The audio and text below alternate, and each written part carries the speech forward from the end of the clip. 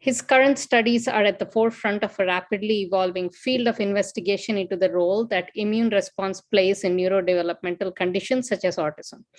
He was the first to demonstrate links between immune dysfunction and the severity of impairments that are hallmark features of autism, such as social interactions and communication. Overall, Dr. Ashwood has worked across traditional disciplinary boundaries to examine connections between different biological systems during development in order to understand how they lead to the characteristic features of autism. Specifically, he has highlighted the importance of innate immune pathways, gut immune brain connections, and the presence of autoimmunity in some children with autism. He's the author of over 100 articles on autism and has received recognition for his innovative work. Dr. Ashwood, please take it away. Thank you very much, Pramila. Let me just share the screen. Okay, thank you. And, where am I? There we go. Oh, jumped ahead. All right. Well, thank you very much. Thank you, Pramila, for your introduction. I'll make sure I cut back the bio next time because that was too much. And thank you. It's an honor to be able to speak at the Brain Foundation. And give a little update on some of the information that we're doing. So today I'm going to talk about immune regulation and its issues in gastrointestinal symptoms in children with autism. Okay, there we go. And so we've heard from the excellent speakers this morning about gene and gene environment interactions, and I think from Sarkis and Joe about and Matt and Stuart about the fact that there's a very strong genetic link which links with high risk genes, and then a combination of maybe lower risk genes that all contribute to potential risk for autism spectrum disorders. And the same can be true for the environment, that there's potentially very high risk environmental agents that we, at this point, we don't really know. Maybe valproic acid is one that springs to mind, but a number of others that may be, common environmental exposures, such as air pollution, changes in the microbiome, or like with the genes, you can get combinations of the two. So you can get infection, and you can get maternal infection, for example, in some of the animal models that Sarkis mentioned earlier, and the microbiome. So you can get combinations of the environment and combinations of the genetics, and somewhere in between, maybe this is what is the most likely, or at least in my opinion, the most likely causes of autism spectrum disorders. And at that interface, you have maybe the immune system is uniquely situated where it deals a lot with environmental exposures, and is, of course, most of its function is predicted by genes, and changes in gene polymorphisms or epigenetic dampening down of gene signals can change the immune function. So this is where I've always been interested, but I always want to make sure that we start this any talk with the fact that the immune system is incredibly important, and it's important to mediate resistance to infection or to eliminate infection. In fact, I guess we all know that now because we're living in the age of COVID, and the importance of protection against COVID, and the development of things like herd immunity, so that the more vulnerable in society are sort of protected against that. But we have this complicated and complex system where a lot of cells from the immune response interact to eliminate and protect us from things that are potentially harmful and potentially fatal. So it's always important to think about it in that way. But when things go wrong, you can get immune responses. And again, that become apparent, you become problematic. So again, if you think about COVID, this idea that there could be a cytokine storm, the release of mediators that cause further damage or the most damage to an individual, and could lead to progression of disease, of the infection. You also to the fact that some of these immune mediators could lead to issues such as the long-term COVID, where you get fatigue and all sorts of extra chronic symptoms that can last for a very long time, and we just don't know how long that is. But when thinking of autism, we can see when things go wrong, people have shown evidence that there is inflammation in the brain. Andy Zimmerman and Carlos Pardo produced some of the first work on that, very important work on that, about showing that there were increase in cytokines in the brain in individuals that had autism. More work, recent work has shown that there's cells of the immune system in the brain, the microglia, that they have become activated and that they can produce factors that could attribute to changes in neurological function. We have a speaker, Dr. Fasano, later has also shown that there's altered blood-brain barrier function in the brain, and we had a speaker last year who's talking about the fact that they could be T cells that come from the periphery that get into the brain, and that they can that could then lead to a progression of sort of inflammatory responses. We also know there's a lot of common comorbidities, immune comorbidities in autism, such as allergies and asthma.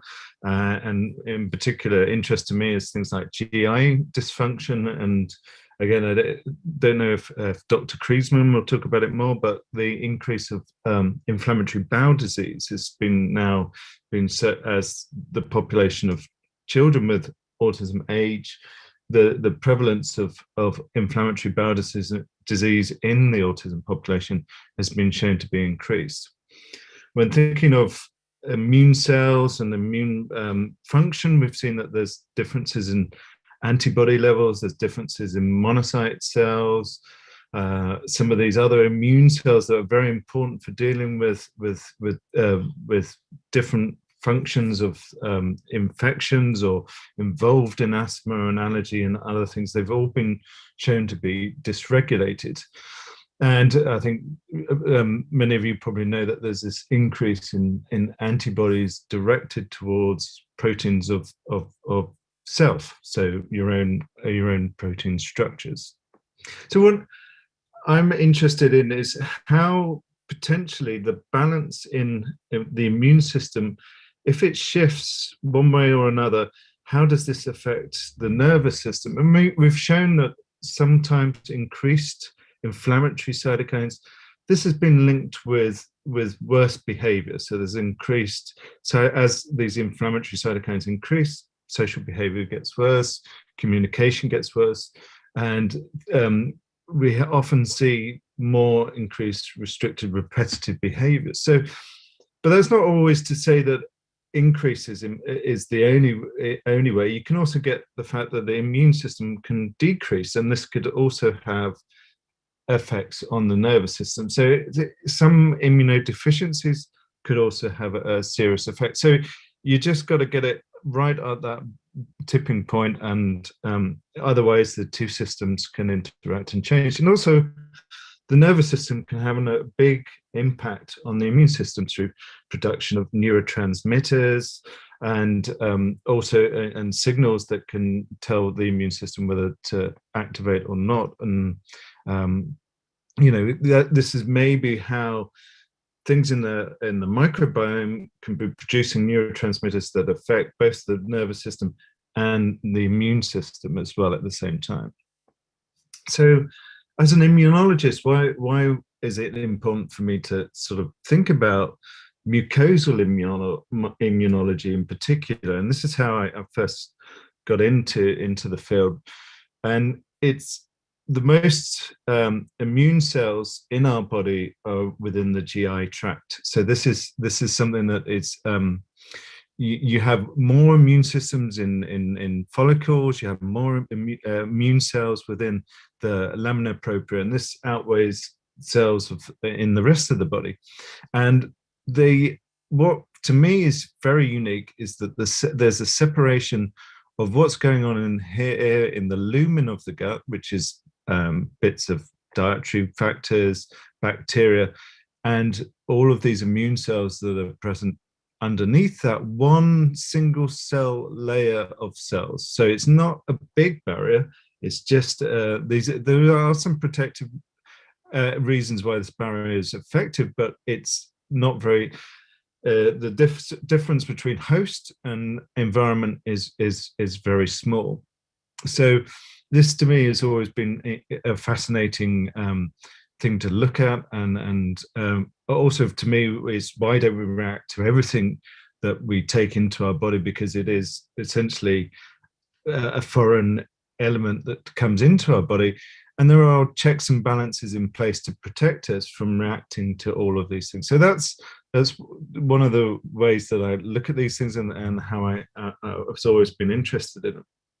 And then when I moved from looking at Crohn's disease into looking at GI issues in autism, at that time there were a number of early studies, and the first study is really to go back and look at the original description of autism. And if you look at that, you'll see that at least 8 of the original number of subjects that were described, at least 8 of them had issues that could be described as GI issues, such as vomiting, eating issues, food issues, selectivity, and so it was always there. And then further over the years, in the 70s, people started looking at things like glycosylation and showing that there's differences in sulfation. So some of these things could be related to the microbiome, or they could be related to the host themselves. Bacterial overgrowth, diversity or lack of diversity of microbes are certainly things that we've seen more and more frequently. We haven't really got a consensus of which bacteria are different, or which groups of bacteria are different, and that could depend on dietary factors within different populations as they're measured, or could also relate to picky eating in certain subjects, and selective eating or food sensitivities in certain groups. But we've also seen that positive interventions, dietary interventions, could lead to positive outcomes in certain patients. So the estimates of GI issues vary quite dramatically from whether you're looking at a population-based study or whether you're looking at a clinic-based study. But it's very clear that a good proportion of children with autism have some sort of GI issue. And I think when I first started this, 20 years ago, people didn't believe that, and now I think it's pretty well established that a good proportion, a third to a half of people, depending on which report you look at, have GI issues. And the main complaints are things like abdominal pain and constipation and diarrhea. And I'm sure Dr. Kriegsman's going to talk a lot more about this, and especially these sort of findings here, when this is the ileum. And this is a look from a colonoscopy, that they've seen that you get these formations of what's called lymph node hyperplasia. So these are lymph tissues that have expanded, and within that, a lot of T cells and B cells that are expanding and overreacting and over-responding and proliferating. Also, this has been seen in the colon. You see these quite distinct, these sort of responses. And then if you're looking at H&E staining, you'll see there's a lot of activity going on there with a lot of immune cells. So some of the really early work that we did, God, that's nearly 20 years ago, that we looked at, it was taking sections of the gut from individuals that had autism and typical developing controls, and seeing how many immune cells were in that tissue. So if you're looking at a typical developing child, you'll see that there's some. These are protective, and they're there to protect the host from what's going on in the lumen. But in the child with autism, there's a lot more of these immune cells stained in brown here. And that there's, when you look at the levels of these cells, that they're increased above the controls and similar to established inflammatory disease. They're not the same, but they definitely an increase in these cells. So when we looked at individual, these markers just denote T cells that are present, and we found that in different compartments of the gut, lamina propria, which is that level below the epithelial layer, and in the epithelial layer, that there's an increase in the number of immune cells within the gut in autism over typically developing controls, and same as inflammatory celiac disease. And this we found in a number of, we found it all the way through the gut. So we found it in the esophagus, we found it in the stomach, we found it in the transverse colon, and then the intestine. So it seems that it's not distinct in certain regions, which other things like celiac disease and inflammatory bowel disease are sort of contained within different regions within the gut. But this was a pan-enteric sort of inflammation which was subtle, but it was definitely an increase in those immune cells. So the next phase of, well, we've got all of these immune cells and we've got an increase in these immune cells, but are they actually doing anything? Are they producing anything that could be harmful or could lead to this inflammation that potentially we're seeing? And here, again, in some of the early work, we looked at whether they were producing different types of inflammatory cells. And, you know, the immunologists like to divide things and like to group things into different categories that not always fit easily, but you know, to help you differentiate what might be a certain process in the immune response. So here we looked at things that were Th1 cells, and this is thought to be involved in inflammation and cell-mediated responses, and also for Th2 and regulatory T cells that are involved in potentially, if they're increased in Th2 cells, they're involved in sort of allergy, asthma type responses. So what we found is that in children with autism, so in the yellow, we had an increase in these in pro-inflammatory cytokines. And again, because of things like COVID, we got more familiar with some of these terms, but like IL-6, this is an inflammatory cytokine, and TNF-alpha, another inflammatory cytokine.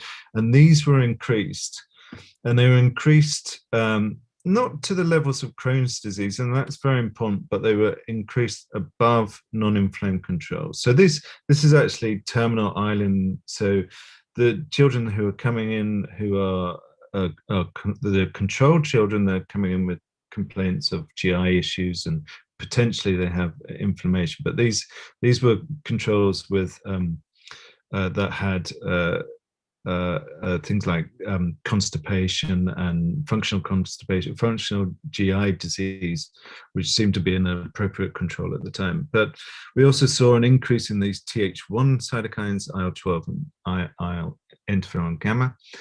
What was interesting is that when we looked at the cytokines that are involved in allergy and asthma, we saw that there was an increase in these, which wasn't there in the Crohn's disease, such as IL-4 and IL-5.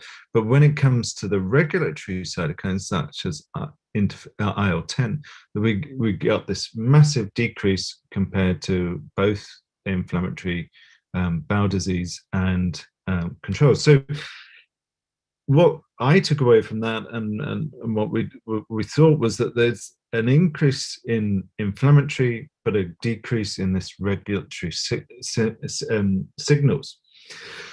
So what we also found is that what this may mean is that we've got this increase in inflammation, that it could have an effect on the barrier function. So we looked at the barrier, and then one of the ways we could look at is whether there was an autoimmune reaction at that barrier. So we have antibodies, IgG, that bind to we found that bound to the inflammatory, they're bound to the basement membrane of the epithelium.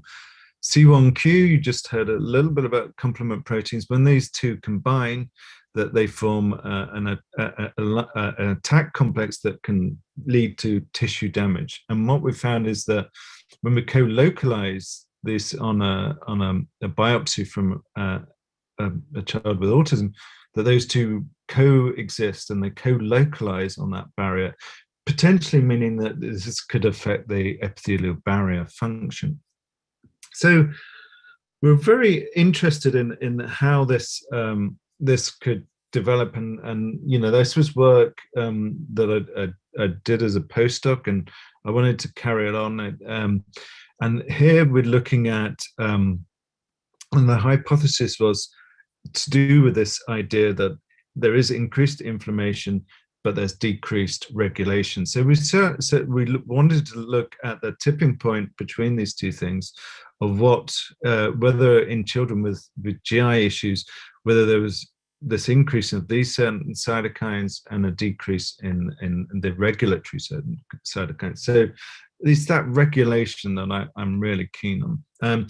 So we looked at different groups, autism with GI issues, autism without GI issues, typically developing children without GI issues, and typically children with GI issues. And this was work we did with Sarkis and Alicia, who's going to talk later, and Paul Patterson. And so we started looking at what we'd take the blood, we'll isolate the plasma from the blood, we'll isolate immune cells, and we can stimulate those cells to see what they do. I mean, it's interesting to see a cell at rest, but it's also interesting to challenge it and see if it has a different type of response. So we could stimulate cells, see what cytokines they're producing, and also start looking at flow cytometry. And flow cytometry allows you to look at, does that individual cell change? Does it have certain things on the surface that shows it's activated or quiescent? So what we found, which was interesting, is that when we started looking at groups, when it came to pro-inflammatory cytokines, that we did see not only differences between children that were typically developing with no GI issues, but we started seeing potential differences between kids without GI issues and kids that had GI issues, that there were differences in pro-inflammatory profiles, but generally autism was more different than the typically developing children, and had more activity to their once they were stimulated and then produced. Potentially more interestingly, when we looked in terms of the GI issue, when we looked at regulation, we found that there was a big decrease in the amount of this cytokine that's very important in immune regulation, transforming growth factor beta, that it was decreased in the ASD GI group compared to the ASD no GI and the typical controls. And that's at rest, but when you also stimulate them with different activators, so activates T cells, this LPS is important in responses to the microbiome and bacteria, and you found that there was this big decrease in these ASD in the ASD group. So we also wanted to keep going forward and looking at different types of cells, like we mentioned earlier. I brought in the idea of different Th1, Th2, and regulatory T cells. And what we found is that there was an increase in the group with ASD-GI, there was increase in these Th17 cells. Now, Sarkis alluded to the maternal immune activation model and how in that immune cells are important, maternal immune cells are important, and also cells in the offspring that could lead to GI issues. And what's interesting is that the paper, the most recent immunity paper, has shown that there's this increase in this animal model as well, which is very interesting, of Th17 cells. And we found the same here in humans, that there's this increase in Th17 cells, and also Th17.1 cells, which are those that produce IL-17 and also produce interferon gamma. So we're getting some parallels between an animal model and humans. So we also then looked at whether there's a decrease in these regulatory cytokine, regulatory cell subsets by flow cytometry. And here we saw, again, that there's this big decrease in the ASD-GI group compared to typical developing controls. What was also interesting is that we did see differences in behavior, and I'm sure that Arthur, Dr. Kriesman is going to talk about that as well, that in the ASD-GI group, there's more, it seems that there's worse, more impaired behaviors. And we saw that these were linked to immune responses. So to me, what's really interesting is this key link between immune activation and, more importantly, immune regulation. And I think that's where things sit, that there is a decrease in this. It's important to maybe up the regulation to be, because at the moment it's way too low. So one of the projects that the Brain Foundation is supporting, and thank you for that, is that we're going to look at this epithelial barrier. And as I say, to me, it's amazing because it's just this one cell thick barrier, but it's very important how it, and there's various ways of how it can educate this regulatory immune cell population. So we want to look at this epithelial cells and we can take them from individual patients and we can grow them out in epithelial organoids, much like we heard discussed about cerebral organoids. We can take the immune tissue out, and we can look at the inflammatory responses. We can look at cellular stress responses, and again, look at what would happen when we challenge them with certain things like bacteria, what happens when we challenge them with different metabolites, what happens when we challenge them with different microbes. And so here we can have this, we can take the immune cells and grow them. And it always fascinates me that you can get these amazing pictures that look a little bit like the villi that you've been produced. And we're focusing on the ileum, terminal ileum, because that's where we think a lot of the immune responses are occurring. So we've taken a lot, with the support of Brain Foundation, we've started biobanking certain pediatric patients from autism and from controls. And we've also taken some different cell lines from immune activation models and also some other models that might be important in autism. And the CHD8 model is important with GI issues and with immune issues in autism. We're going to run some single cell RNA-seq because there's going to be different types of immune cells within those populations of the organoids. And like I say, we're going to see what happens when we co-culture with different, from the same individual patients, co-culture with immune cells, with immune products, also with bacteria, if we can find a way of growing up bacteria without losing too many of the species within when we sort of grow them out from patients, and see what the responses are of those epithelial cells. So I think this is very exciting, and hopefully that's where we're going to. This is the direction we're moving in, and I'd like to thank people in my lab. I'd also like to thank my collaborators, and I apologize for not putting on your names, but for Sarkis and Alicia, and we've got projects that hopefully we can get off the ground with Dr. Kriegsman and Dr. Walker. And of course, I'd like to thank the Brain Foundation for their support. So thank you very much. And can I stop sharing? Stop sharing. Okay, great. There is one question on the chat. I think it asks, the anti-TNF drugs are used to treat Crohn's GI. Do they work in ASD?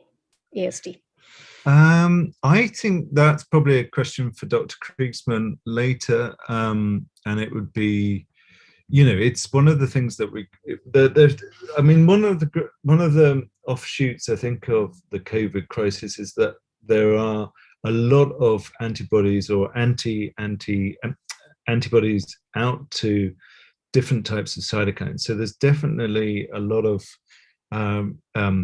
now that there's these reagents that could look at how to change the immune response and immunosuppression based on specific cytokines. So yes, I mean, whether TNF is the right target is something that we have to look into. But I think, in my mind, I think we need to increase the immune regulation, and there's ways of doing that in terms of that you could potentially take sort of cord blood, for example, if that's stored, and grow regulatory T cells from an individual to be able to then give back.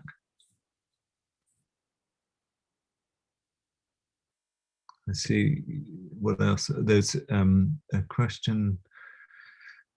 Is there a test that you can quantify base inflammation in a child? So again, there's not necessarily a, people have looked at that. I mean, what we haven't been able to look at is whether there's levels of cytokines and whether there's a way of looking at population normals, if normative ranges. And so things happen in ranges, things happen at different ages. So different age, you're going to get a different immune response as you go through it. So we need to have, if we're going to do that, we need to have larger subject numbers to be able to have something that's informative enough. And I worry about, it's the same with any of us having a blood test, is that it's a snapshot in that time, and that you need to probably look at a longitudinal effect of what your T cells were, what your cytokine levels were. So we're kind of a long way away from that. But yeah, that's an interesting question. Okay. I think Dr. Kriegsman raised his hand. Sorry, once you start looking at, there's the Q&A, and I haven't got to the chats yet. Arthur, did you want to say something? Yeah. Okay. Can you hear me? Yes. Yeah. Okay. Great to see you, Paul. Okay. First of all, thanks for the lecture. But just a basic question that I have is that, why is there no commercially available test that clinicians can use in advance of using a biologic agent like a TNF-alpha antagonist? Why is there no biologic test that we can do to identify those patients that do have elevated TNF-alpha versus those that have a more of a predominant IL-12, IL-23 type of profile? Since there are drugs that are currently available that would be more effective in one versus the other, why is that, at least to my knowledge, still relegated to a laboratory investigation and not commercially available? Well, I think it comes down to the fact that there's nothing in the blood necessarily that in plasma or sera that's an easy target to look at. I mean, most of what we found that gives you the best differentiation between controls and individuals with autism is that you need to do something with the cells. You need to stimulate the cells and then be able to look at the the stimulated responses. And I think what's interesting is that even within that, you have, and I hinted on it, and I did, maybe next time I'll show some more pictures, that with kids with GI issues with autism, they have this profile where they have increased IL-17, whereas kids without GI issues and autism, they have an increased IL-4, IL-5 profile. So you have a Th17 response and a Th2 response, but they're both up compared to controls. So, we just, again, it's one of those things that I think we just need bigger numbers. And, it's the same with how anybody established any sort of baseline levels of just what's high CD4, what's high, T cells, because they were able to measure quite a large number of a group before. And once we've got that, then maybe, maybe you can move on to the next thing. Or, hopefully we can do things like we can create certain things in a dish from iPSCs, let's say, and then you have a mini gut that you can be able to say, here's a response. And, that's something that then the clinician, it will inform the clinicians a bit more. Interesting. One thing that Dr. Walker and I are working on, and I don't know if he's going to mention this today, is we do have an organoid biobank of enteric tissue. We've recently started that. You may be aware of that, actually. And the other interesting and clinically relevant issue is that I would imagine that if there were a repository of, say, 1,000 ileum specimens from 1,000 ASD patients with GI inflammation, that perhaps I'd imagine would be, and versus controls, that would be a great starting point to identify which pro-inflammatory cytokines would be best targeted, either by existing pharmaceuticals or ones yet to be invented. Yeah, I think that's definitely something that we need to further, and hopefully the things that we might work on together will help us get some answers to that. Looking forward to it. Okay, so we can move on. Pardon? We can move on to the next. Yeah. Okay. What I'll try and do is answer the questions offline, or I can type answers into certain things in as replies. So I have no idea who the next speaker is. I've never seen them before in my life. Obviously, sorry, poor joke over Zoom. But yeah, I've known Dr. Kriegsmann for a number of years. He's one of those pioneers, if you like, that have, and he, there's been a lot of obstacles that he's overcome, but he has persevered, and he's fantastic and brilliant, and one of the few pediatric gastroenterologists who are willing to see children with autism and to investigate their GI inflammation. Not many people do, not many pediatric gastroenterologists do, but he definitely, Dr. Kriegsmann has been a major pioneer in this area, and has, as I say, there's been a lot of obstacles and issues that he's had to come through, but he has not only done that, but he's presented to the US Congress about his findings, and presented at major meetings, and presented to influencers, and has hopefully, he will be now, some of the work that he's been doing over the few years will finally, people will take on board and come along with him on some of the things that he's been trying to pioneer. Dr. Walker, environmental sort of interactions in the intestinal tissue, and again, they've had problems with trying to get obstacles through the controversial nature of some of just work in autism, work in GI issues, and I'm always very appreciative of just how clear they've been in the fact that this is very important work to get on with and to do and actually go out and do it. So I both think that they're amazing. So anyway, thank you.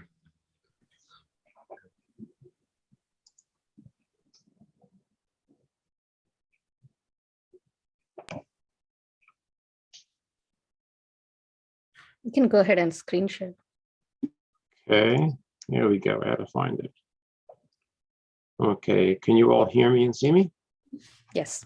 Okay, great. Paul, I want to thank you so much for that wonderful introduction, and just to reciprocate your work. I didn't know that you were a postdoc at the time of those early publications. I thought you were already an established expert. But when I was just beginning working with these children about 20 years ago, it was your work on the slides, some of which you've shown today, that really gave me the foundation and the basis to move forward with what otherwise would have been a very difficult work. So I want to thank you for that, and thank you for allowing me to pick your brain over the years. And now we'll get on with the clinically relevant information that has evolved from Paul and others' work on the gastrointestinal tract of children with ASD and chronic GI symptoms. So what we've done over the years, and other groups have done over the years, is to identify and characterize the nature of the inflammatory bowel disease. But to date, and one of the panelists asked the question, do TNF-alpha antagonists, do they help treat ASD inflammation? And the answer is a resounding yes, and we're going to get to that. But until now, no one has demonstrated the effectiveness of any medication on ASD GI inflammation. I've been treating it for years with a recent support for the Brain Foundation. Dr. Walker and myself have began putting together data, treatment data, to show, well, we're going to show you about that in just a second, to bring it into more of a clinical realm. So for those of you who are a bit weary of the scientific slides, we're going to show you some more clinical slides, and then Dr. Walker will follow me with the stats and the data, and back to the science.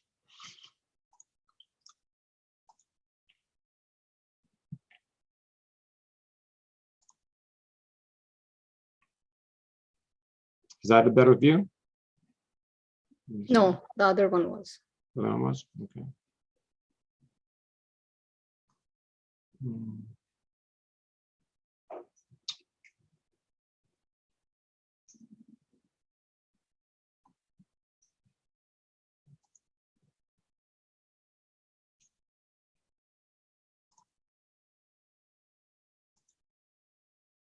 This is good. Okay, very good. Okay, so what we've termed the inflammation of the gastrointestinal tract in children with ASD and chronic GI symptoms. It begins clinically. It begins with having a child with ASD, and the confirmatory tests are in the realm of behavioral pediatricians. We're not going to get through. We're not going to go through that now. But as far as having GI symptoms, patients that appear in my clinic have an established diagnosis of ASD and a constellation of symptoms, and they can include any or all of the following: diarrhea, constipation, abdominal pain, failure to thrive, weight loss, vomiting, food refusal, episodic food refusal, where they won't eat for a day or two, and then they will eat, and they won't eat for a day or two. Abnormal stools, in general, very malodorous, strange color, and food intolerances. And other lectures I've gone through that in slides where they look like, but when a parent sees this or a caregiver sees any of these symptoms in a child with ASD, those are the symptoms that mandate a clinical evaluation. And as you see on the bottom, parents frequently report that the GI symptoms that these kids have, the constipation, the abdominal pain in particular, those impact the quality of life of the child and the family unit more than the autism and the behavioral abnormalities of autism. And that's a very striking thing for a parent to say. Excuse me, did you want to turn on your video? Okay, there we go. Thank you. Okay, so the diagnosis of an autism-associated enterocolitis, and in a moment we're going to go through why we call it autism-associated, what distinguishes the inflammation that we've been speaking about and that Paul spoke about, what distinguishes this GI inflammation in autism from Crohn's disease or from other GI inflammatory conditions. And we're going to get to that, because those were the topics of previous papers of myself and Dr. Walker. How do you make a diagnosis? So when you have a patient with ASD and have chronic GI symptoms mentioned above, you can see that they grossly at colonoscopy, you'll see, these are both pictures of an abnormal colon. Normally it should all be pink. You should normally see blood vessels like you see there. Those should be numerous blood vessels. And here we see really it's a light red, not pink, and it's also absent of any vascular markings. Here you see it's less involved. There's more pink, there's patches of red, some blood vessels. On biopsy, you'll see areas of chronic inflammation. You'll see crypt branching, both of which are seen in Crohn's disease, neither of which are diagnostic or specific for any particular the inflammatory disease of the intestine, but it's commonly seen, and most commonly seen in Crohn's disease, and it's commonly seen, very commonly seen in the autistic children as well. When we go during the colonoscopy, if we advance the scope a bit further, as you saw in the previous lecture, you see terminal ileum, which is the last segment of the small bowel, and you see a very marked proliferation of lymphoid nodules, which in and of itself is not inflammation. It does contain B and T cells and other cellular subtypes that are inflammatory, but on biopsy, we know from a clinical standpoint that this is something which needs to be treated because you have what's called ileitis, when these white blood cells infiltrate the epithelium of the colonic crypt. So these are all findings that we often that we see to make the diagnosis, the gross endoscopic diagnosis, and also the histologic diagnosis.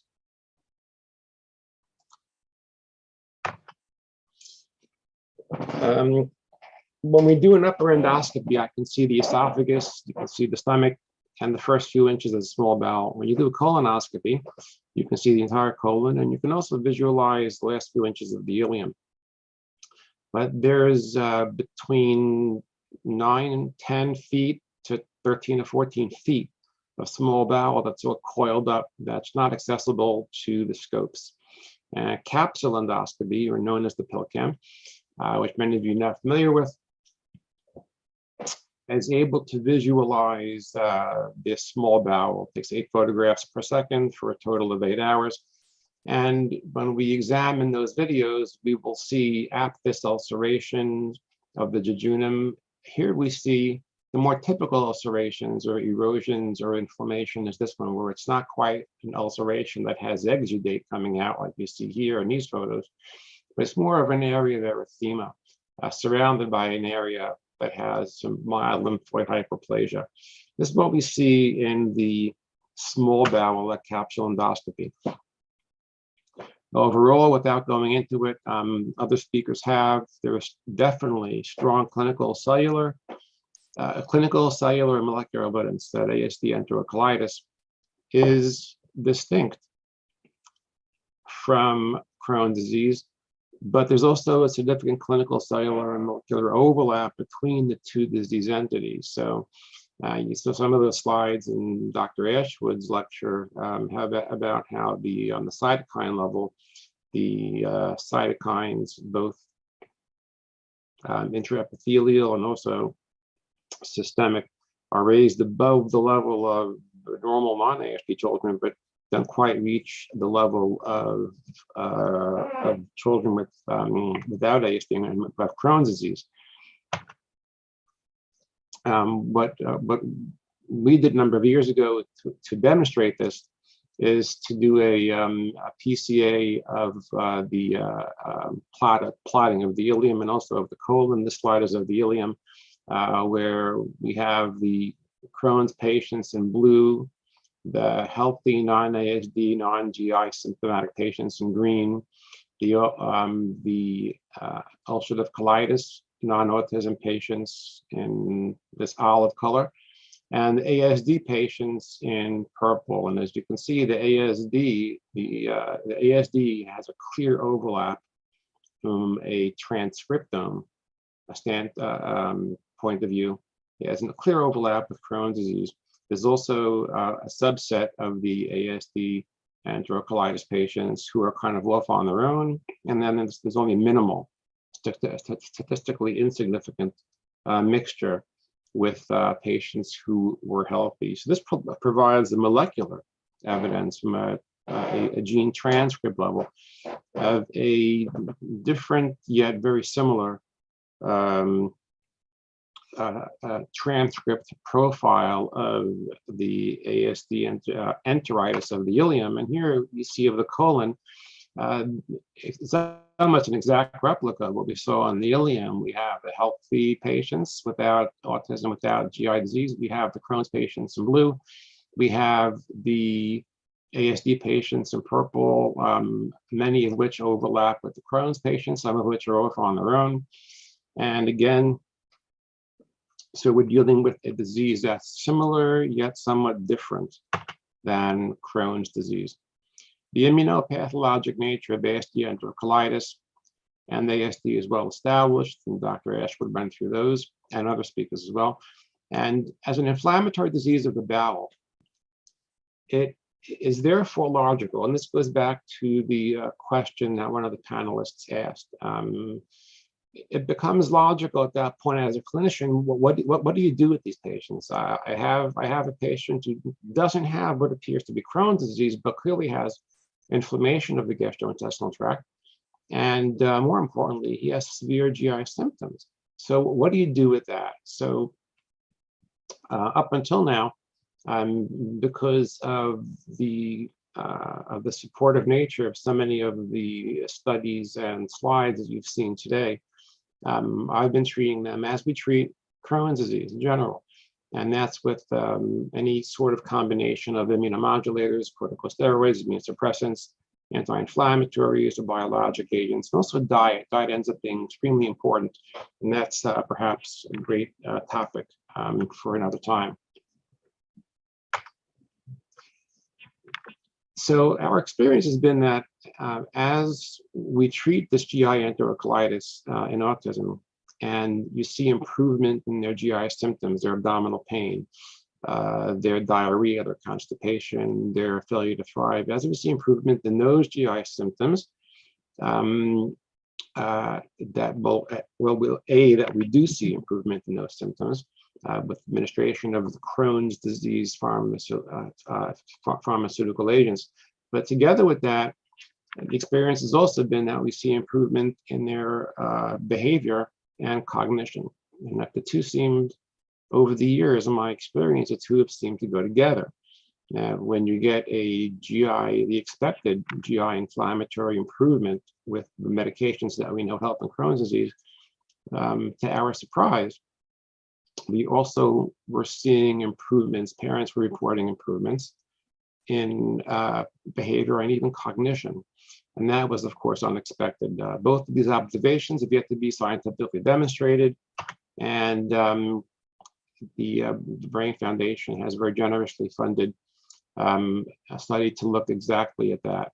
And the study is designed to determine whether the GI symptoms improve with standard IBD therapy, whether cognition and behavior improves in tandem with the improvement in the underlying bowel inflammation, and also the nature of the relationship between GI symptom improvement and cognitive and behavioral. Because they're very interesting. Each patient is unique, and sometimes you'll see the the degree of in tandem that you see the improvement will vary, and then you have to go back and wonder exactly what's happening. And that's been very instructive with so many patients over the years. And most importantly, if this correlation can in fact be statistically, mathematically, and scientifically established, meaning the association between improvement in GI symptoms and cognition and behavior, then one could say that treating underlying GI disease is an additional way to decrease the symptoms, improve the functionality of autism. And of course, that's very exciting. Briefly, the study design, we did 20 prospective first-time ASD enterocolitis patients, meaning patients who have a diagnosis of ASD and that on biopsy or endoscopy or capsule endoscopy have been shown to have enterocolitis, and treat them the way we normally would treat Crohn's patients, and no different than we had been doing for years. And the outcome measures would be, number one, improvement in the GI symptoms as a primary outcome measure, and a secondary outcome measure would be improvements in behavior and cognition. Just very quickly, I'm coming to the end. The challenge here was to create a GI questionnaire that was autism appropriate. The existing GI questionnaires that we use in academia are some of which are designed to measure objective GI symptoms like stool frequency, stool texture, etc. But many are also, many of the questions in standard questionnaires are asking the patient to tell them about specific feelings, levels of pain, intensity, location, frequency, etc. And that, of course, we wouldn't be able to know from patients who are poorly communicative. So the questionnaire was designed based upon our experience of how our patients over the years have manifested GI symptoms in a behavioral fashion. And by definition, the questionnaires have not been validated. They've been validated by our experience over the years. One thing I can say is that, and the validation work of the questions, I think will end up leading to someone else in the future.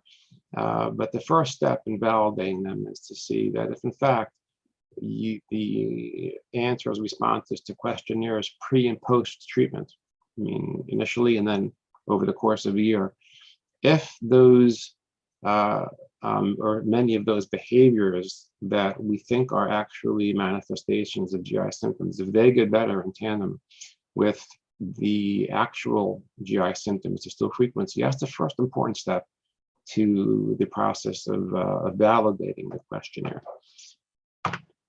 And with that, I'm going to pass the baton over to my good friend and colleague, Dr. Walker.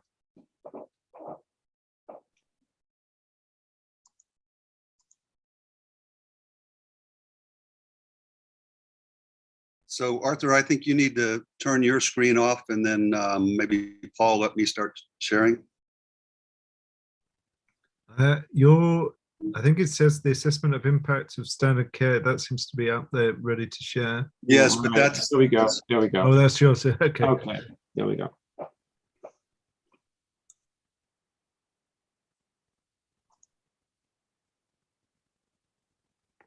You should be able to try and, yeah, there you go. Great. Okay. Are we good to go? Okay, good. All right. Let me get this view straightened out here.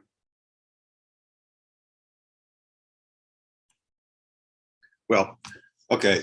So I've been working with Arthur now for going on almost 20 years, and I've known Paul almost as long.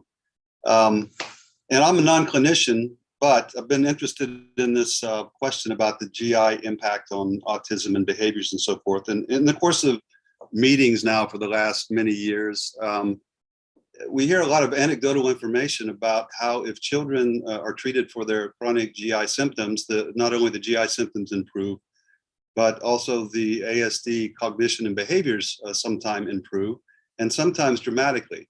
But up to the point where we began this study, I believe most of this information was anecdotal.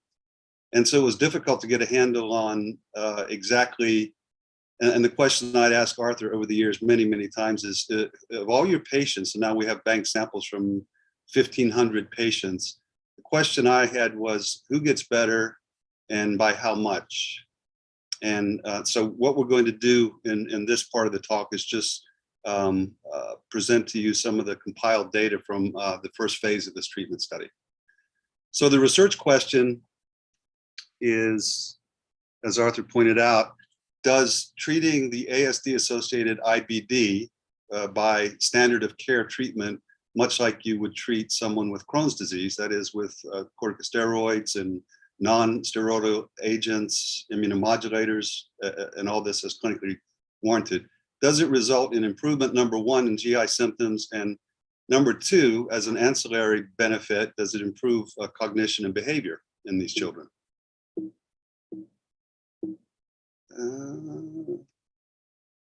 Okay, so the study design, which Arthur sort of alluded to, the first step is to have histologic or endoscopic confirmation of this enterocolitis in the new patient and a GI symptomatic child with a confirmed diagnosis of autism. And then treatment, as we pointed out, with induction steroids followed by additional agents as clinically warranted.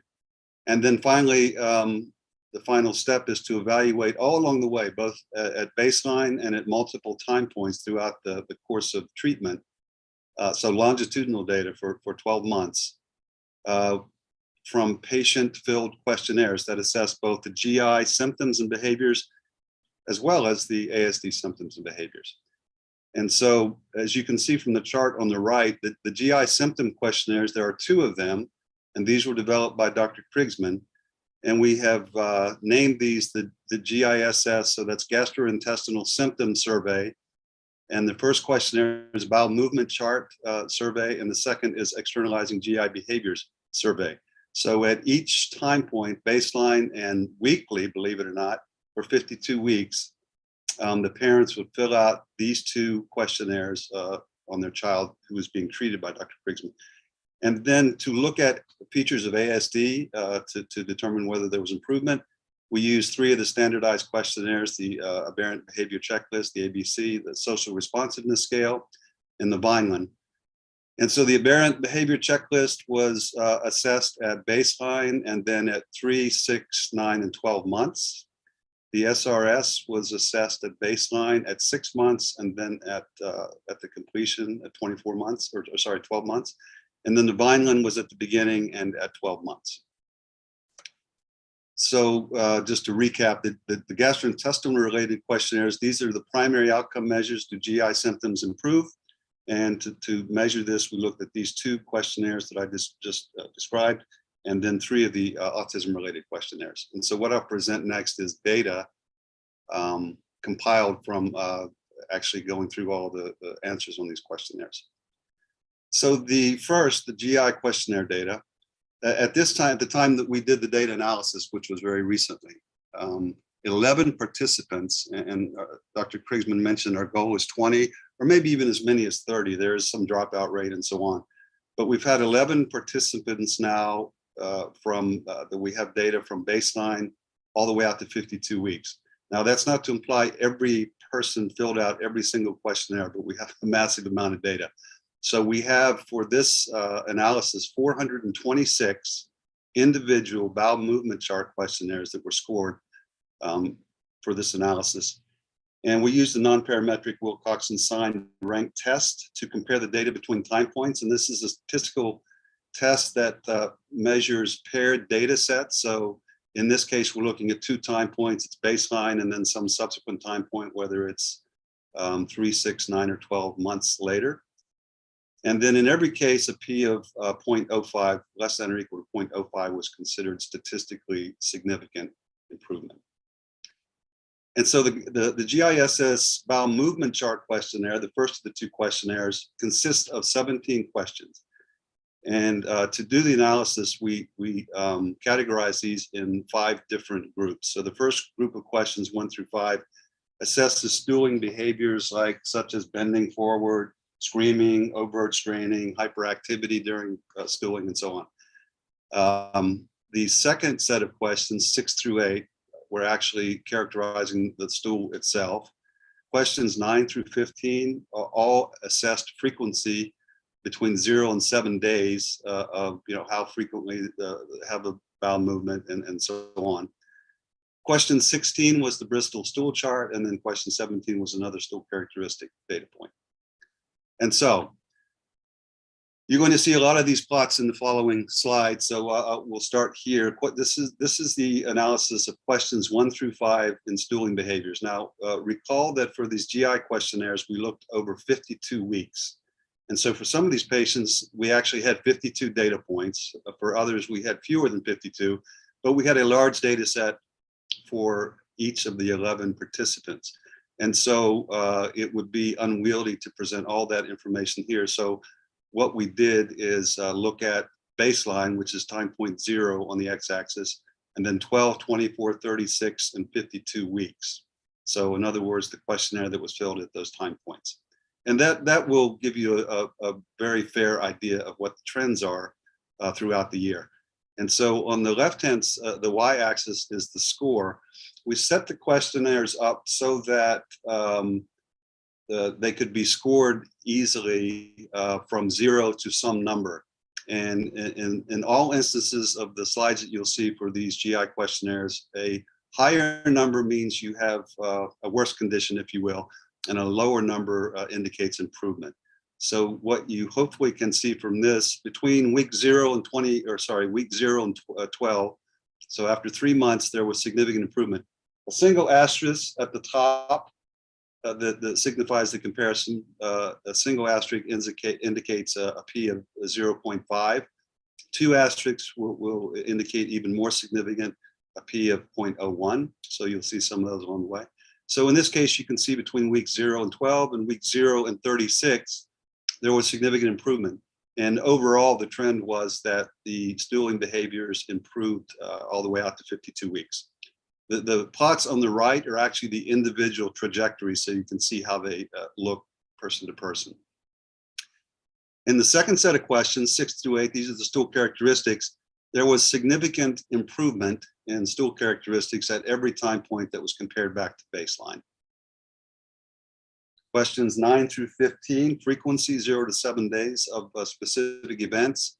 No change, no significant change from week 0 out to week 52. And I'll point out here, but I'll point out again later, that we have 52 data points for most of these children, or 40 to 52 data points. So we could get more granular with the analysis, but right now what I'm displaying for you is the overall trends.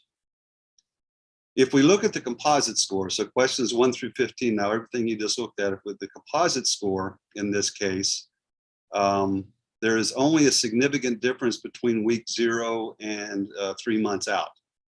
As you can see from the plots here, there's trends. The trend is still holds that there's change and reduction in the score for most participants all the way out to 52 weeks, but it's not significant. But I would like to point out, so we have 11 patients. We're using a non-parametric test for which the indication is you really should have an N of 20 or more paired samples. And obviously in this case, we have 11. So we're a little bit underpowered in that way. And I want to show you, if you remove, there was one patient who was particularly refractory to treatment. So instead of trending downward the entire time, he trended upward, and in fact had a difference in score of about 20 from beginning to end. And as you can see on the y-axis, a difference in 20 in the wrong direction is a huge difference. And so if you remove, and so Dr. Krigsman told me this morning, that particular patient was so impacted at a later point in the study that he had to manually unimpact this patient. So it was a severe case, and he's now being treated again. But if you remove that one patient, so now we're looking at data from 10 instead of 11, you see a significant difference pretty much all the way across the board and all the way out to 52 weeks. So that's just to say that we believe that when we have an N of 20 patients to look at, or 30 patients, these data will be more believable, but I will say they're very encouraging, even with a small N of 11 patients. The Bristol stool chart, Question number 16, it wasn't included in the composite analysis because it's sort of a separate entity. And for those of you that are not familiar with the stool chart, basically, I believe the wisdom is a type 3 to type 5 is relatively normal. Type 1 and 2 are more indicative of constipation, and 6 and 7 more indicative of diarrhea. But what you can see from the chart here is that between baseline and week 52, as a group, the patients improved significantly in a reduction from about 4.5 down to 3.5 composite score. Okay, so the second GI questionnaire measured externalizing GI behaviors. And this is one of the aspects that makes the questionnaires that were generated by Dr. Krigsman so unique, because you don't pick up these types of questions in the standard pediatric GI questionnaires that are currently in use. And so he designed these that ask questions in a way that's very specific to this particular population, because they have very specific behaviors unique to kids with autism. So again, same 11 participants. In this case, we scored 450 individual questionnaires and used the same statistics and the same significance parameters. This questionnaire, there are 3 subscales. The first subscale measures physical and behavioral signs, and that's the bulk of the questionnaire, 19 questions. The second subscale looks at extremes of behaviors, 8 questions there. And then the final subscale, it's a single question, 2 parts that ask about abdominal pain and do you have it and how intense is it? And so if we look at the change over the course of the study for physical and behavioral signs, you can plainly see that there was a highly significant improvement from baseline to 52 weeks and at every time point in between for these 11 patients in terms of physical and behavioral signs.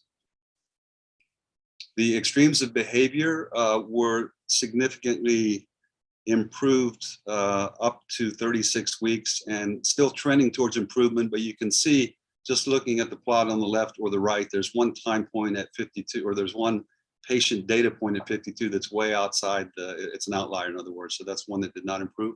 That's the same patient from the other symptom surveys, but we kept that in for this. If you look at abdominal pain, significant improvement at every time point compared to baseline in the 11 patients.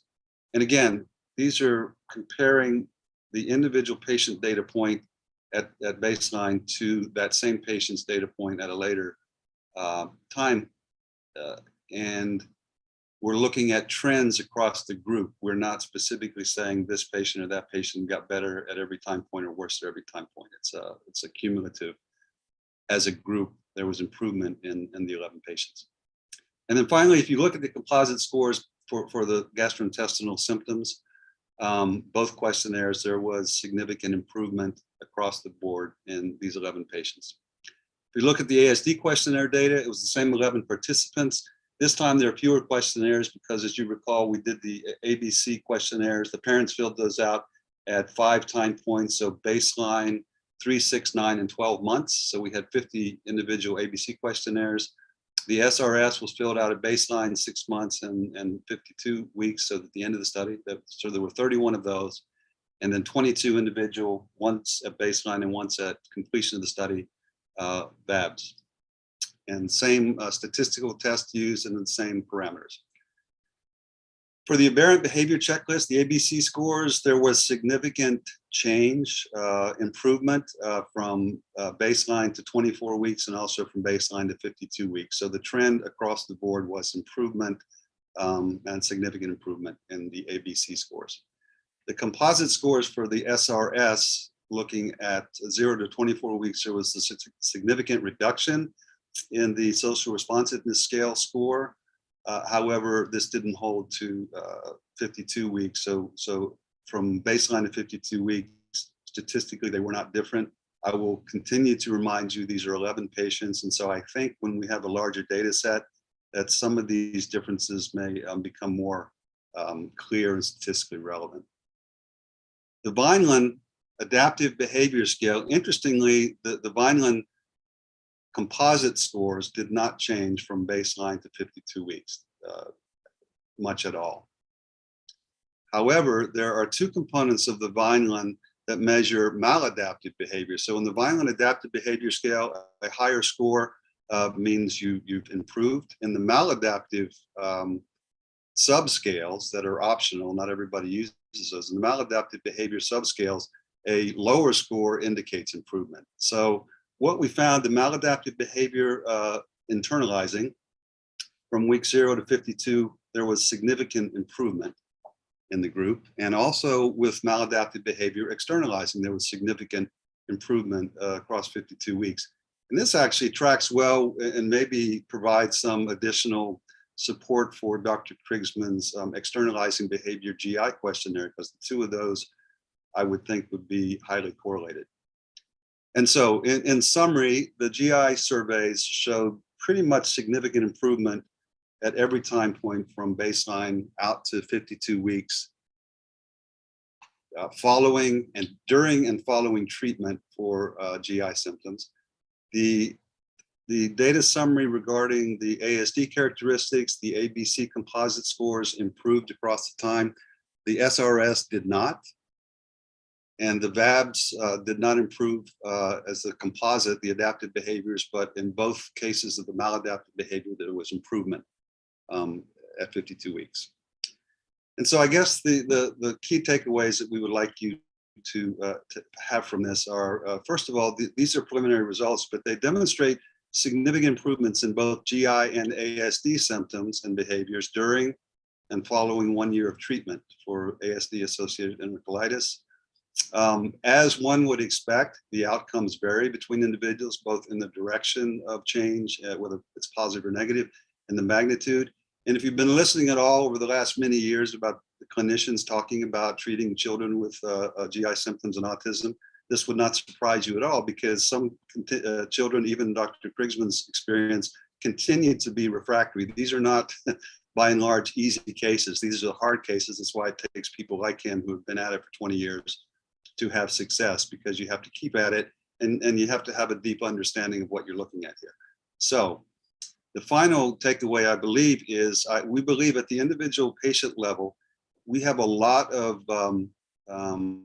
interview data here. And so a more granular look at what these symptom questionnaires are telling us, both based on the GI symptoms and the specific ASD individual domain data for these three questionnaires, in the context of the clinical picture at the times at which the questionnaires are being administered, may provide during the course of treatment important new details and inform the ongoing treatment strategy.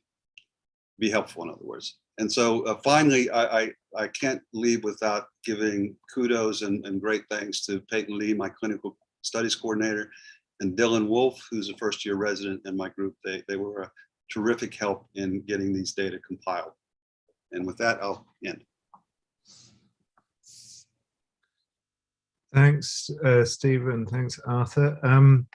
I think we're running a little bit behind time. So if you have an opportunity to look at the Q&A and answer those questions there are several that have been posted.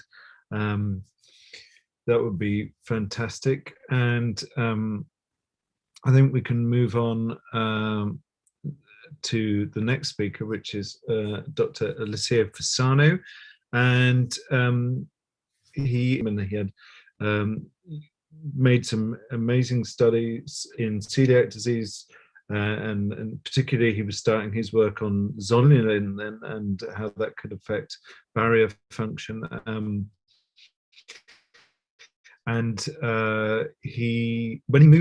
When I heard he was moving into autism research, I was really excited, because this is someone who is, like I say, a world-renowned scientist and very well established. So it helped to have some of his caliber in doing the work with autism. So that was fantastic. And on a different note, he is a fantastic singer. Not that we will get a chance to hear that, but I have had the privilege of hearing him.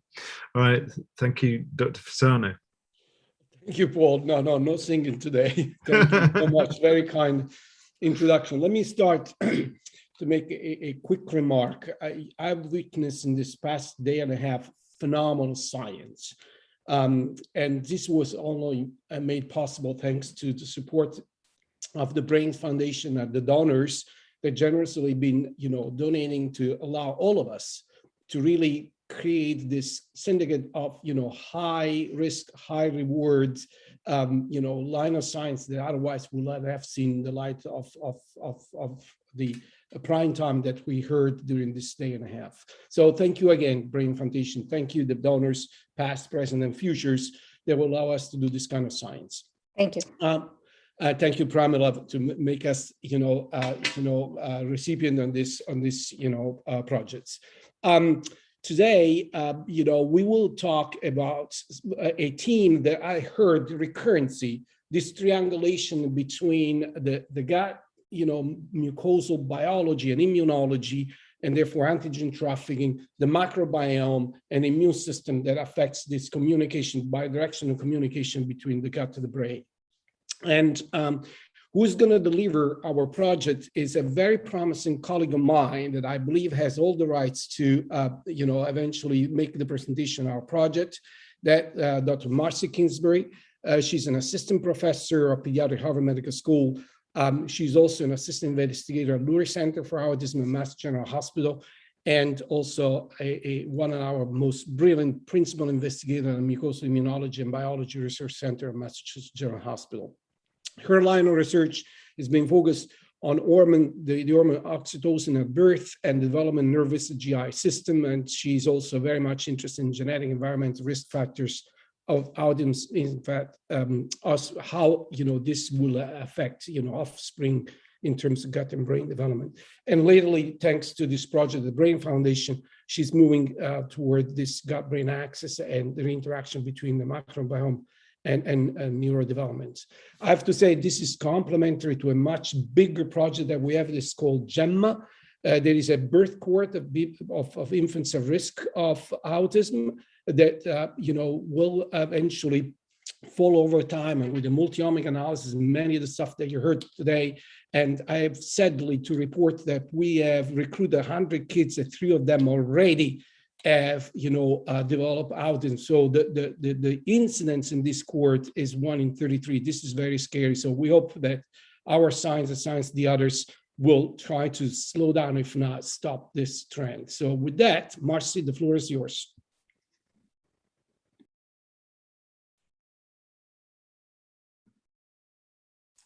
Thank you very much, Dr. Fasano. Can everyone see my screen? Yes. Okay. I also want to thank the organizers for the opportunity to speak on behalf of Dr. Fasano and our work today. I'm going to be talking about our 2-pronged approach using a humanized mouse model and human gut organoids to exploit and interrogate the zonulin pathway for personalized treatment of autism spectrum disorder. I don't have any disclosures related to this work, but I do again want to acknowledge the Brain Foundation and the O'Sullivan Foundation for their generous support of the experiments that I'll propose and present to you today. So as we all well know, ASD has core symptoms that include impaired social behavior, impaired language and social communication, restrictive repetitive behavior, as well as increased anxiety and sensory deficits and sensitivities. I also want to mention that there are comorbid diagnoses with other disorders that are seen in individuals with ASD that are relevant to some of the research I'll present today. So that individuals with ASD, approximately 30% of them are also diagnosed with social anxiety disorder and attention deficit hyperactivity disorder. And as we've all heard in this symposium over the weekend, autism is increasingly recognized and has been recognized more and more as a whole body disorder with comorbid symptoms. And the ones that I'll be focusing on today are GI symptoms, which often lead to or associated with dietary and feeding issues, as well as immune dysfunctions, and has already been nicely iterated. These GI symptoms can include constipation, diarrhea, gastric reflux, abdominal pain, and visceral hypersensitivity. And they are associated with these symptoms in ASD individuals of irritability, social withdrawal, stereopathy, hyperactivity, and language regression. And as you've also heard, the severity of the GI symptoms can, in some individuals, correlate positively with the severity of the core behavioral deficits. So that led us to, again, further address whether there's a role for gut dysfunction in the gut microbiota in ASD. And I think in listening to the talks, this is not necessarily a question anymore, but GI symptoms and altered microbiota are observed in anywhere from 25 to 70% of children with ASD. In a small open label clinical trial, microbial transfer therapy was shown to improve both the GI symptoms and the ASD core behavioral symptoms in children with ASD with severe GI dysfunction when looked at 8 weeks post-treatment, and remarkably, the benefits persisted at the 2-year follow-up in these children. In addition, targeted microbial therapy has been shown to improve specific social behavior deficits in a variety of mouse models of ASD, and shown here in this paper by Segreti et al., they looked at both genetic, environmental, and idiopathic mouse models of ASD. So, what is the mechanism by which gut microbes or dysbiosis may contribute to core behavioral symptoms of ASD? And we would like to hypothesize that a leaky intestinal barrier allows the passage of pathogenic microbes, antigens, and food particles into the bloodstream, triggering inflammatory processes, immune activation or dysfunction, and altered social behavior. So when we look, we can find studies that have reported that individuals with ASD are characterized by increased intestinal permeability. And one mechanism that we're drilling down on for the increased intestinal permeability is the presence of the haptoglobin 2 allele, or the HP2 allele. And this is an allele that's linked to zonulin production, as zonulin has been identified as the precursor protein of HP2, or the proprotein. And while human haptoglobin exists as 2 common alleles, HPA1 and HP2, generating 3 genotypes, the presence of the zonulin gene is more often encountered in chronic inflammatory diseases. And when we look at individuals with autism, this haptoglobin genotype analysis revealed a trend for overrepresentation of the HP2 allele in individuals with ASD compared to healthy controls, and an overrepresentation of the HP2 genotype and an underrepresentation of the HP11 genotype in ASD patients, specifically with GI symptoms. So zonulin is the only human protein to date that has been shown to regulate intestinal permeability by modifying epithelial tight junctions. And zonulin causes tight junction disassembly through proteinase activating receptor 2 transactivation of epidermal growth factor receptor. And this cytoskeletal rearrangement and subsequent disassembly of the tight junctions is caused by zonulin occludins 1 and occludin moving away from the tight junction, creating leaky barriers. Thus, an HP22 genotype may create the greatest vulnerability for leaky barriers due to enhanced zonulin production. And zonulin has been shown to contribute to the pathogenesis of several inflammatory diseases associated with tight junction dysfunction. Shown here in this table are chronic inflammatory diseases associated with zonulin. I highlight in here the blue that are common inflammatory diseases of the bowel. In red are common neuropsychiatric and neurodevelopmental disorders associated with some form of zonulin involvement, and autism is highlighted here. Additional evidence to support the role of zonulin in ASD comes from measurements of serum levels of zonulin, which are elevated in ASD patients and correlate positively with ASD severity as well as GI symptoms in 2 recent studies. So in the first study, there was almost a 200% increase in serum zonulin in the patient ASD group compared to the control group. And in this 2021 study, autism severity as measured by a CAR score, or the Child Autism Rating Scale, correlated positively with serum zonulin levels. Now, it's known that both gluten and dysbiotic intestinal microbiota can trigger zonulin release in the gut, increasing the transcellular trafficking of bacterial metabolites and dietary antigens. And once released, zonulin can also be transferred to the brain, where it can increase blood-brain barrier permeability and trigger neuroinflammation. And neuroinflammation and increased blood-brain barrier permeability have also been described in ASD patients. So a team member, Dr. Maria Fortino, looked at postmortem tissue from individuals with ASD and found alterations in blood-brain barrier tight junction proteins and neuroinflammatory markers. And I'll show some of that data here. So she did find that when she looked at some of the tight junction proteins, such as claudin-3, claudin-5, and claudin-12 and tricelulin, she found that compared to healthy controls, postmortem tissue from individuals with ASD showed an increase in these tight junction proteins. In addition, she found increased expression of blood-brain barrier proteins associated with neuroinflammation. And some of these, two of these proteins were MMP9. MMP9 is a matrix metalloproteinase that cleaves extracellular matrix components and is believed to be involved in the pathophysiology of neurodevelopmental disorders. And studies have shown that this protein, the secretion of this protein can cause blood-brain barrier disruption. TSVO is a translocator protein located to the outer mitochondrial membrane and has been a target for neurodevelopmental and neuropsychiatric disorders. So as I mentioned, in addition to these blood-brain barrier tight junction protein alterations and alteration neuroinflammatory markers, we know that the bacteria and microbes within the gut of ASD patients can be altered. But it is currently unknown whether the gut microbiota from ASD patients with GI symptoms exacerbates the intestinal and blood-brain barrier permeability to contribute to core behavioral symptoms.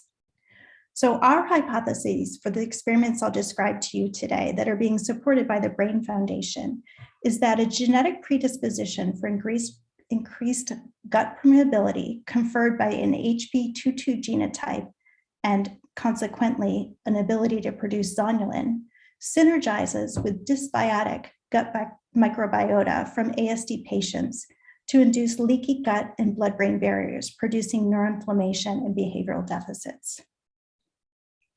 So I'd like to introduce you to our zonulin transgenic mouse and how we're using this mouse to demonstrate zonulin-mediated increased antigen trafficking that can lead to chronic inflammation. So wild-type mice only express the HP1 allele. So to examine zonulin-dependent increased permeability, we acquired a mouse model in which the native mouse HP1 allele was substituted with a murine HP2 allele via targeted insertion to generate mice of the HP22 genotype. When we look at these mice at their small intestine and their colon, they have preserved histology, but they have increased gut permeability as assessed by a fixie-dextran assay, where mice gavage the dye, and then we look at how much of the dye is in the blood, and that's indicative of how much of the dye is transferred through the intestinal barrier. And as you can see at baseline in both females and males, the transgenic HP2 mice show increased fixie-dextran serum levels as compared to the wild-type controls. In addition, when we look at their gut microbiota through PCA analysis, we can see that ZTM mice, their gut microbiota, both the males and females, is clustering separately and differently from that of wild-type. And when we look at the relative abundance of certain species, we find that ZTM mice show gut dysbiosis with increased pro-inflammatory Rickenella and decrease in Akkermansiae, which is a protective health-promoting gut microbe. We can also push the phenotype by administering dextran sodium sulfate to induce colitis in the drinking water of these mice. So when these mice are given DSS in their drinking water for 7 days, and then that treatment is stopped, a few days later, we can see 70% mortality within our HP2 zonulin transgenic mice given DSS compared to all the other mouse conditions. And following this increased mortality, we see DSS-induced permeability in ZTM mice. This is at baseline, not under conditions of DSS treatment, but the permeability is significantly exaggerated in our zonulin transgenic mice when they're given DSS. We can look at the histology of the small intestine, which looks relatively normal, but we can see DSS-induced colonic damage and inflammation in both our wild type and ZTM mice, but it's much more pronounced in ZTM mice. And it was interesting because in the wild type mice, one group showed persistent colitis with occasional mucosal erosion and crypt distortion, whereas another group of our wild type mice showed complete recovery after DSS treatment. But in the DSS treated mice, there was a homogeneous and severe inflammatory process with severe mucosal erosion and a loss of the regenerative crypt department. Quite remarkably, when we administer zonulin inhibitor AT1001, we can prevent the mortality and we can ameliorate colitis and intestinal permeability following this DSS treatment. So shown here is the original mortality that's induced with DSS. And when mice are administered DSS, but also the zonulin inhibitor, we can rescue that mortality. The blue line is now up here at 100%. We can also rescue the colitis through the administration of this inhibitor with the DSS treatment. And we can rescue the increases in permeability. So this again is the fixie-dextran levels in the blood under DSS conditions in our zonulin transgenic mice and in the DSS conditions with the inhibitor. I'd now like to move on and just talk to you about what we see in terms of behavior in our ZTM mice at baseline. And we've just recently published a paper in Press and Tissue Barriers showing the behavioral phenotype of these mice. So when we look at restrictive repetitive behavior as assessed with the marble burying test, the number of marbles that they bury that are placed on top of their wood chip bedding, we see a significant increase in marbles buried in female ZTM transgenic mice compared to wild type, suggesting an increase in repetitive behavior. And when we place the mice in the elevated zero maze and measure the time in the open arms versus the closed arms, we see a significant decrease in our male ZTM mice for percent time spent in the open arms, suggesting increased anxiety. We've also placed our mice into an open field arena to look at general locomotion as well as measures of ability to spend time in the center versus around the sides. And while we see an increase in the time in the center in males, when we look at the traces for males and females, we think this time in the center is just due to an increase in locomotor activity. And it seems that the traces are much more enhanced and pronounced in both males and females than that's shown by non-significant increases in distance travel. So it seems that these mice are hyperactive, and these are all under baseline conditions. Alba, within the lab, together with Maria, went on to look at the expression of blood-brain barrier tight junctions, and they found that in both male and female ZTM mice, compared to control mice, you find an alteration in the expression of tight junction proteins in males and females, occludin, VE cadherin, as well as in females, claudin 1, 3, and 5. And then in males specifically, they found an increase in two pro-inflammatory markers, IL-1 beta and CD11b. And I wanted to just mention that they focused in on claudin 5 protein expression in ZTM mice. And claudin 5 is a tight junction protein that's endothelial specific at the blood-brain barrier and is the most abundant tight junction protein.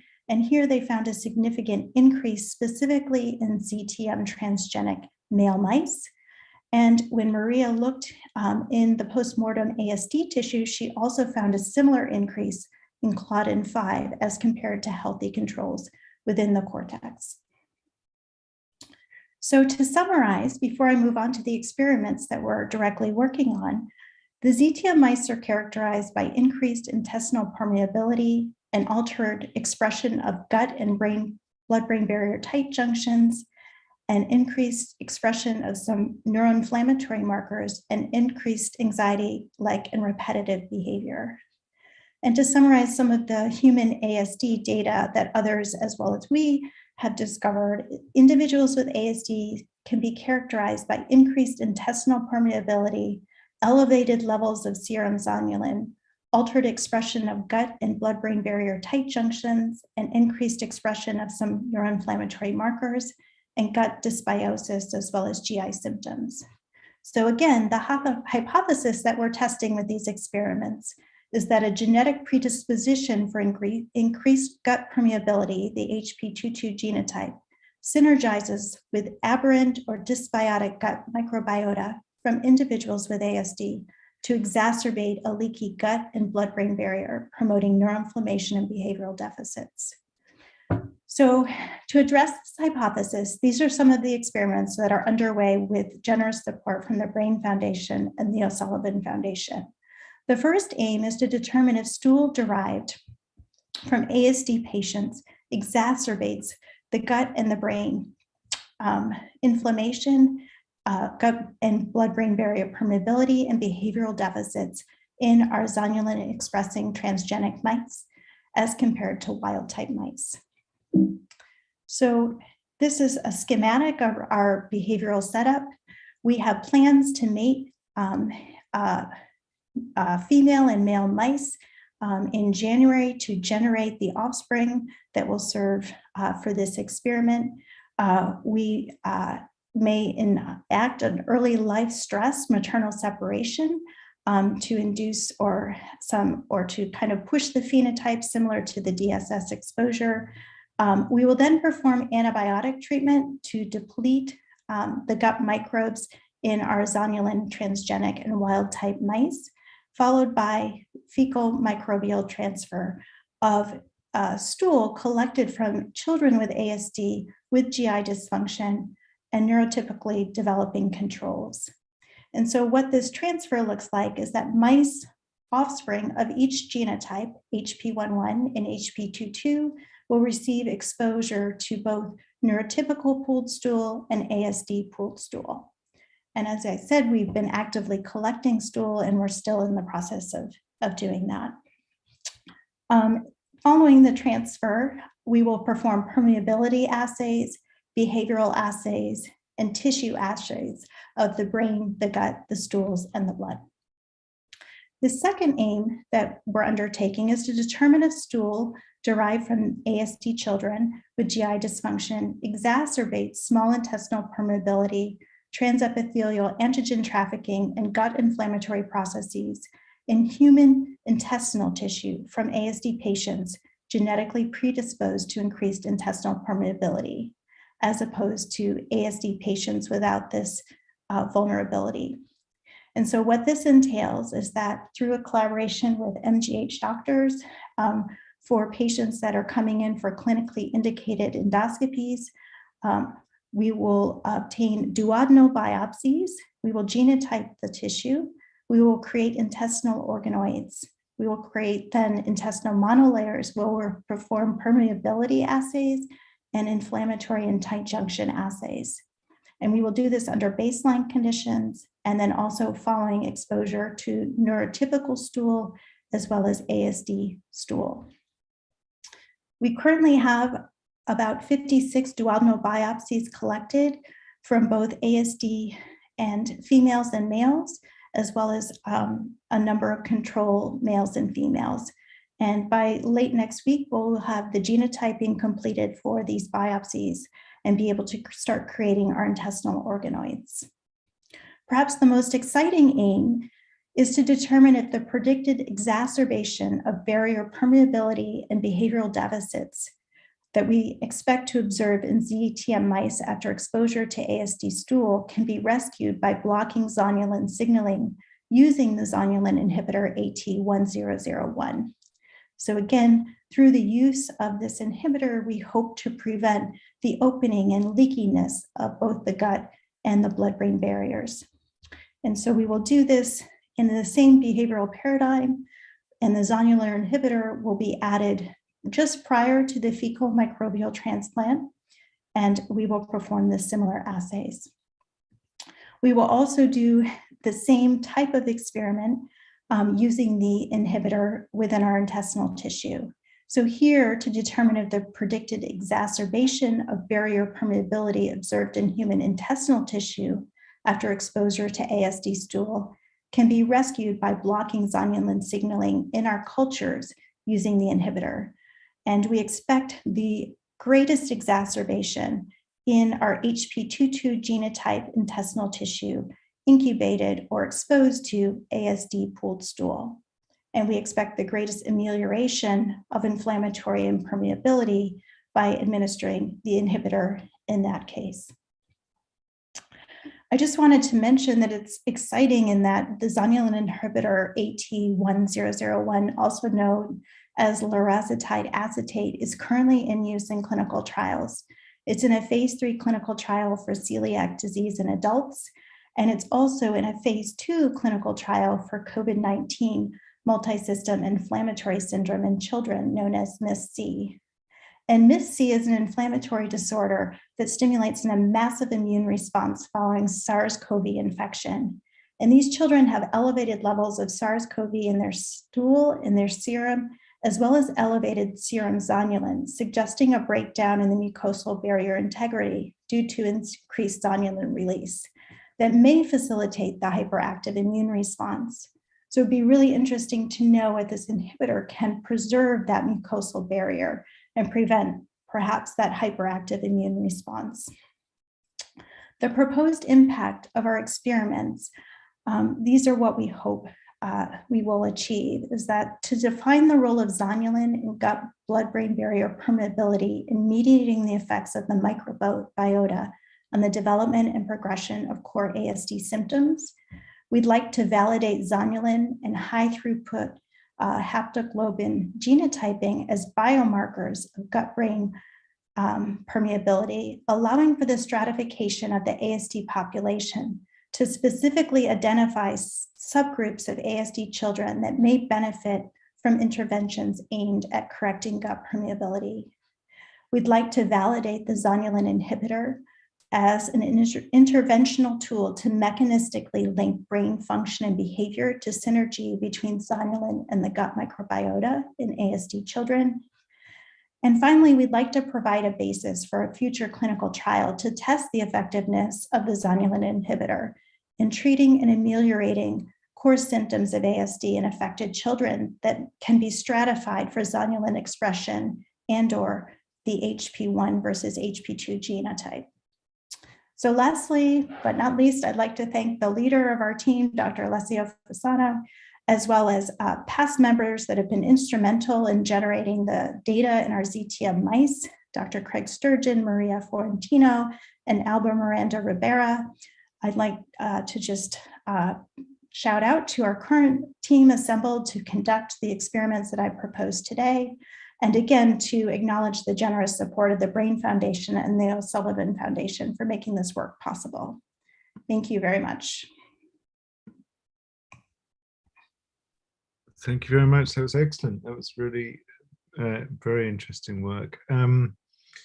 So I think, again, we've got, maybe we're running out of time. So one of the, what you could do is please email, respond to the chats again and question and answers. Pramila, what is your view on? Yeah, thank you so much for chairing this session, Paul. So we'll take a break till 1:30 because we are running late, but sorry about that.